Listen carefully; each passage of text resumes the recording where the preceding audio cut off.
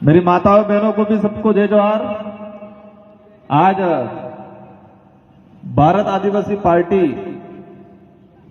संभाग स्तरीय कार्यक्रम में हमारे इस कार्यक्रम में पहुंचे हुए हमारे मेरे वरिष्ठ साथी सागवाड़ा विधायक जी, साथ ही कांतिभाई रोज भारत आदिवासी पार्टी के राष्ट्रीय सदस्य एवं भारत आदिवासी पार्टी के अन्य राष्ट्र सदस्य, प्रदेश सदस्य, जिला अध्यक्ष और इस विधानसभा क्षेत्र से हमारे इस पंडाल के बीच में विराजमान वडील युवा साथी, माताएं बहनें, आप सबकी मेहनत से, आप सबके विश्वास से ये भारत आदिवासी पार्टी राजस्थान के दक्षिणी क्षेत्र के अंदर और साथ ही पूर्वी राजस्थान में भी इस भारत आदिवासी पार्टी का आगाज हुआ है।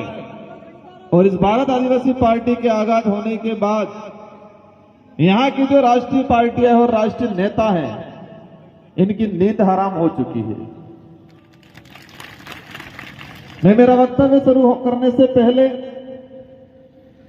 कुछ पार्टियों ने, कुछ नेताओं ने इस देश की आम जनता को गुमराह करने के लिए एक शायरी बनाई थी और उसी शायरी को सुन के और पढ़ के मुझे लगा, और मैंने इसमें हमारे समाज को लेके मैंने इसमें कुछ नयापन लाया। और वही बात मेरे कुछ साथियों से चर्चा करने के बाद जो भारत आदिवासी पार्टी का 10 तारीख को डूंगरपुर में जो आगाज हुआ, उस दिन कहा था, कांग्रेस के नेताओं ने एक नारा लगवाया है। क्या लगवाया है? नफरत के बाजार में स्वाभिमान की दुकान खोलने आए हैं। और मैं दोबारा इस मंच के माध्यम से कहना चाहता हूं कि मोफत के बाजार में स्वाभिमान की दुकान खोलने आई है भारत आदिवासी पार्टी। मोफत के बाजार में स्वाभिमान की दुकान खोलने आई है भारत आदिवासी पार्टी। क्योंकि हमारे समाज को आज जिस तरह से कांग्रेस और बीजेपी के लोग, उनकी पार्टी की रीति नीति हमारे समाज को और इस देश की गरीब जनता को, एसटी, एससी, ओबीसी को जिस तरह से मुफ्त की चीजें बांट के, जिस तरह से मुफ्त की चीजें वितरण करके हमारे स्वाभिमान को खत्म करने का जो काम कर रही है, तो ये जो हमारी भारत आदिवासी जो पार्टी है, हमारे समाज को आत्मनिर्भर बनाना है, हमारे समाज को स्वाभिमानी बनाना है। और मानव जीवन में जिस समाज में स्वाभिमान मर जाता है, वो समाज अपने अधिकारों की बात कभी नहीं करता। तो हमारे समाज को और हमारे क्षेत्र में अन्य जो हमारी विचारधारा को समझते हैं और मानव मात्र की बात करते हैं, इन सभी के समाजों के अंदर ये स्वाभिमान की जो बात है, आत्मनिर्भर बनने की जो बात है, उस बात को लेके ये भारत आदिवासी पार्टी आई है। इस संभाग स्तरीय कार्यक्रम में आप सभी आए, इस विचारधारा से जुड़े। कई सवाल होंगे और इस क्षेत्र में कांग्रेस बीजेपी के लोग आपको कई प्रकार की बातें करते होंगे, क्या हो जाएगा, क्या होगा, क्या नहीं होगा। तो इस पार्टी का जो उद्देश्य है, और उद्देश्य बताने से पहले हमें सबसे पहले मैं आपसे सवाल करना चाहूंगा, खुद से और इस क्षेत्र की जनता से और कांग्रेस बीजेपी के नेताओं से, कि भारत आदिवासी पार्टी की जरूरत क्यों पड़ी। सबसे पहला सवाल यह खड़ा होता है कि भारत आदिवासी पार्टी की जरूरत क्यों पड़ी। और भारत इसका जवाब यह है कि भारत आदिवासी पार्टी की जरूरत इसलिए पड़ी कि कांग्रेस और बीजेपी के लोगों ने इस देश की लोकतांत्रिक व्यवस्था को खत्म किया। और हमारे संविधान के अनुरूप शेड्यूल 5 है, 5वीं अनुसूची, और इसके जो संवैधानिक जो प्रावधान है, उस प्रावधानों को खत्म करने का काम किया।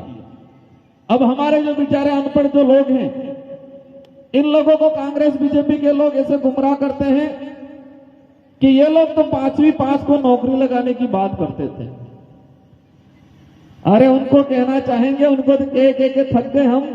पांचवी नहीं, 5वीं अनुसूची की बात कर रहे हैं हम लोग। और उस 5वीं अनुसूची के अंदर ये प्रावधान है कि यहां पर रिजर्वेशन पॉलिसी जो 100% होनी चाहिए। यहां पर जल जंगल जमीन का मालिकाना हक आदिवासी को होना चाहिए। यहां पर फैक्ट्री लगती है तो उसकी पहली प्राथमिकता आदिवासी को होना चाहिए। यह संविधान में लिखा हुआ है और यह कांग्रेस और बीजेपी ने नहीं किया, इसलिए भारत आदिवासी पार्टी लाए। आज देश के हालात बहुत खराब हैं और हमारी जनता को इतना गुमराह कर रखा, इतना गुमराह कर रखा है। अटली घुसवाई की ये हद से की ज्यादा, बिल्कुल घुसवी नाकचा। और इसका एक उदाहरण, क्योंकि जी घुसवाई जाई विवेक खत्म थाई जाए, सोचने सही गलत की परख करने की क्षमता होती है, वो खत्म हो जाती है। इन लोगों ने हम लोगों को गुमराह कर रखा है। और इसका ताजा उदाहरण मानगढ़ के अंदर राहुल गांधी जी आए और राजस्थान के मुख्यमंत्री अशोक गहलोत जी आए और उन्होंने उस मंच से आदिवासी समाज का दिवस था, विश्व आदिवासी दिवस, और उस समाज के लोग थे। और तब क्या कहा कि मैं इस मंच से घोषणा करता हूं कि ओबीसी का आरक्षण बढ़ा दिया जाए। और हमारे भाई नीचे ताली बजा रहे, ताड़ ताड़ ताड़। ये हमारी स्थिति कर रखी है। और हमारे समाज को गुमराह करने का काम किसने किया है? हमारे समाज ने घुसवाड़वाનું काम करने कीधું है, જે લસવાયેલા ही અને ઘુસવાડવાનું काम कीधું है। जो लसवत में आवेला लोग ही અને समाज ने घुसवाड़વાનું काम कीधું है। लेकिन अब परिवर्तन आया है और वो परिवर्तन इस पांडाल के अंदर दिख रहा है। जिस व्यक्ति के अंदर सोचने समझने की शक्ति प्रकट हुई है, जो व्यक्ति अपने अधिकार को लेकर, अपने स्वाभिमान को लेकर जागरूक है, वो आज इस पांडाल के बीच में बैठा हुआ है। और जो गुमराह है, जो लसमत में है, वो आज भी कांग्रेस बीजेपी के पीछे भाग रहा है। ये लड़ाई वोटों की लड़ाई नहीं है, ये लड़ाई एमएलए एमपी बनने की लड़ाई नहीं है, ये लड़ाई हमारे अस्तित्व बचाने की लड़ाई है। ये लड़ाई आने वाली पीढ़ी के भविष्य को लेकर लड़ाई है। ये लड़ाई कांग्रेस बीजेपी के लोगों ने हमारे साथ अन्याय किया है और ऐसा अन्याय किया है जो हमें पता ही नहीं चला। कभी कभी दुख होता है कि हमारा भाई बिलाना की जमीन पे बैठा हुआ है, पड़त जमीन पे बैठा हुआ है और केंद्र की सरकार 1956 भूमि अधिनियम 1956 जो है उसमें संशोधन लाके देश के अंदर जितनी जो बिलाना चारागाह जमीन है, उस जमीन को प्राइवेट सेक्टर के नाम देने का कानून बना रही है। और हमारा भाई, जो पार्टी इसका घर उजाड़ने का कानून बना रही है, उसी पार्टी का झंडा पकड़ के बैठा हुआ है हमारे घर में। ये कंडीशन बना रखी है हमारे लोगों। और इसको लिए मैं कई बार उदाहरण देता हूं अनेक प्रकार के, ताकि हमारे समाज के लोगों के अंदर जागरूकता आए, समझ आए। આપણે एक बार कहेंगे मार मुआवजा आप नारा लगाड़ो, देखो देखो कौन आए, शेर आए। हालांकि मैं शेर नहीं हुआ, लेकिन समाज मुझे ये संबोधन करता है कि हमारे समाज की जो रक्षा करता है उसको शेर की उपाधि देते हैं। और मेरे जैसे अनेक साथी हैं जो है समाज को लेकर रात दिन लड़ते हैं, डरते नहीं हैं, उनको एक उपाधि। और वही चीज हमारे बाप दादा कहते थे कि जल जंगल ना मालिक हम, मूल धूल ना मालिक हम, आदो आद ना धनी हम, आदो आद ना धनी हम। लेकिन आज ये कंडीशन बनी कि जो आदो आद का धनी है, मूल धूल नो धनी है, ये धनी आज कमजोर થઈ ગયો, खत्म થઈ ગયો। इस धरती के मूल मालिक हैं, इस भारत भूमि के मूल मालिक हैं। ये मैं नहीं कह रहा, संविधान के अंदर जो प्रावधान है उसके तहत भी कहा गया, सुप्रीम कोर्ट के जजमेंट भी कहा गया है। और कई पुराने लीडर और कई कांग्रेस बीजेपी के लीडर ऊपर वाले भी बोलते हैं, लेकिन यहाँ नीचे वालों को अक्ल नहीं आई है इस बात। हमारे समाज को किस तरह से हमारे बुजुर्ग एक शक्तिशाली लोग थे, ताकतवर लोग थे, समझते थे गलत क्या है सही क्या है, राजा रजवाड़ों से लड़ते थे, मुगलों से लड़ते थे, अंग्रेजों से लड़ते थे, उनको आज कमजोर बनाने का काम कर दिया। और उसी बात को हमने देखा આપણે કોઈ जंगल में सित्रो रहे, ये जंगल नो राजा कहवाय। और जंगल नो राजा एक ताकतवर रहे, एक ताकतवर जानवर माना जाता है शेर। और उस शेर को लेकर मैं उदाहरण बताऊंगा। मेरे आज जिया जी नहीं रहे और राकेश जी मन्नारा, हम दोनों ने एक बार चर्चा की थी, उसके आधार पे मैंने ये एक उदाहरण सेट किया। ये चित्तौड़ और जैसलमेर के बीच में एक होटल थी। इस बात को आप गौर से सुनना। चित्तौड़ और जैसलमेर के बीच में एक होटल थी और होटल मालिक ने होटल बनाई। बनाने के बाद लोग जाना कम थे और उसने विचार किया मेरी होटल बराबर चल नहीं रही है, तो उसने पास में ही पानी की टंकी बनाई थी और पानी की टंकी में वो जंगल से शेर आके पानी पीना शुरू पड़ गया, कभी कभी चुपके चुपके। अब उस मालिक ने देख लिया, होटल का जो व्यापारी था उसने देख लिया कि जंगल का शेर मेरे होटल के पास जो टंकी है उस टंकी के पास में पानी पीने आ रहा है। तो उसने तरकीब सोची और विचार किया कि मेरी होटल कैसे चलाऊं, इस शेर को गुलाम बना के मेरी होटल चला सकता हूं, ये तरकीब सोची। और उसने ये किया कि इस पानी की टंकी के अंदर अफीम मिला दिया, अमल। क्या मिलाया? थोड़ा थोड़ा पानी के अंदर अफीम अमल मार और अमल मारा बाद इस चित्रों के अंदर पीवा जो और उस अमल वाले पानी का, उस अफीम वाले पानी का आदि बन गया। और इस चित्रों बीजी जगह पानी पीवा जाता जिन्हें तर नहीं बुझती थी। वो शेर दूसरी जगह पानी पीने जाता, उसकी प्यास नहीं बुझती, उसी टंकी पे पानी पीने आता तो ही प्यास बुझती, क्योंकि वो जंगल का राजा जरूर था लेकिन गुलाम बन गया था, शारीरिक रूप से गुलाम नशेड़ी बन गया। और पूरे मार्केट में ये माहौल बना कि उस होटल पे जाएंगे तो शेर दिखने मिलेगा और शेर के बहाने उस मालिक की होटल अच्छी चलने लगी, उस व्यापारी की होटल अच्छी चलने लग गई। और वो शेर एक जंगल का राजा गुलाम बन गया, टंकी के पास पड़ा रहता और वो 4-5 बैठकिया फिर दे देता, खा के चाट के हड्डियां पड़ा रहता। और वही कंडीशन कांग्रेस बीजेपी ने हमारे समाज के शेरों के साथ की है। उनको मानसिक रूप से गुलाम बना दिया है। कई लोग ऐसे हैं जिनको कितना भी समझ में आए लेकिन एक बेजाइन अटकी साथे ते शांत तर बुझे बीजे तर नहीं बुझती।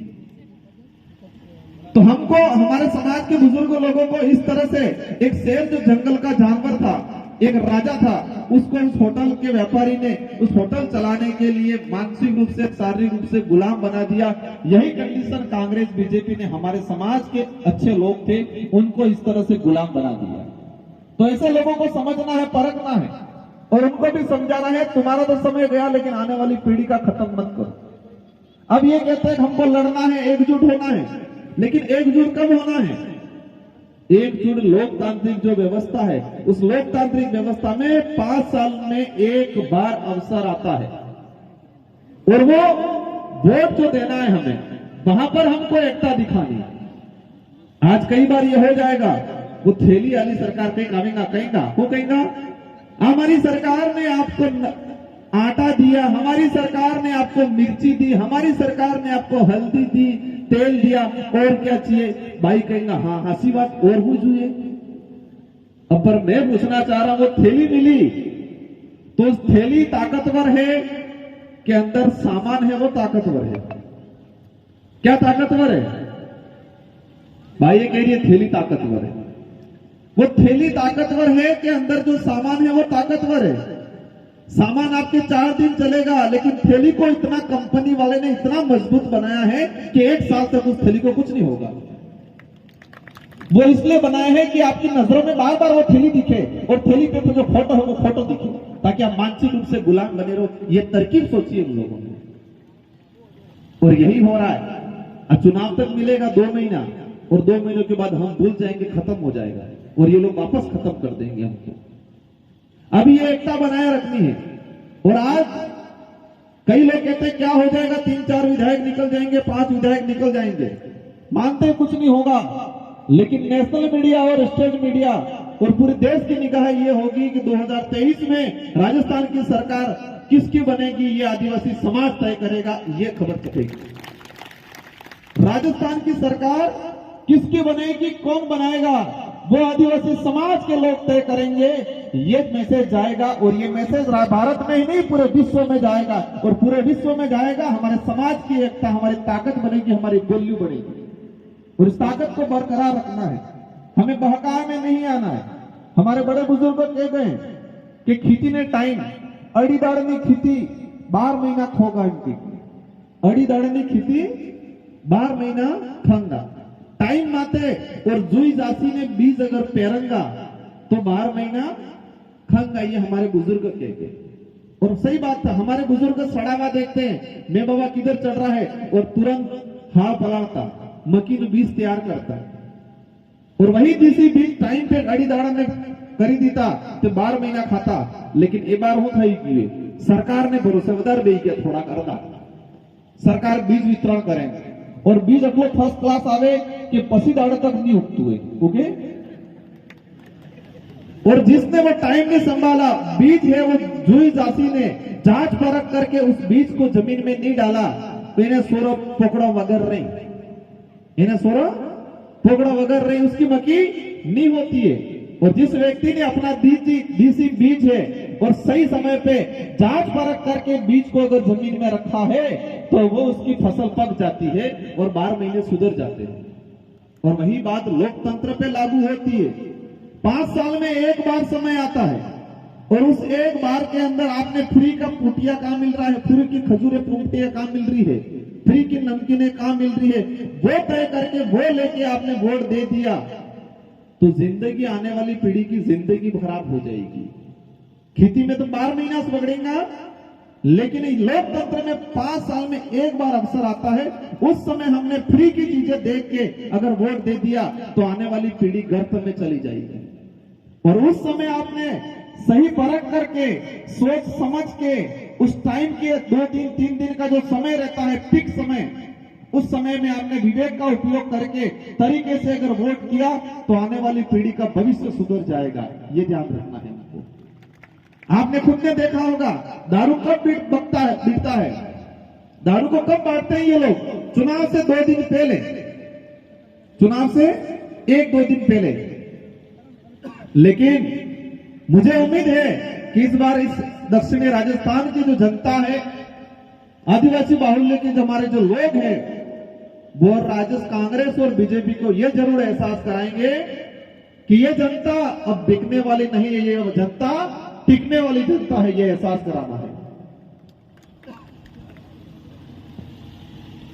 हमारे कई अनेक वक्ता हैं, समय भी हो गया है, मैंने बीच में समय लिया, इसलिए लिया कि हमारे 1-2 कार्यक्रम दे रखे मैंने, तो मैं सोच रहा हूं शाम तक जाके 1-2 मीटिंगें हमारे कर लें। आप सबको आज मेरी बात सुनी, आपने अच्छी लगी, तालियां बजा दी।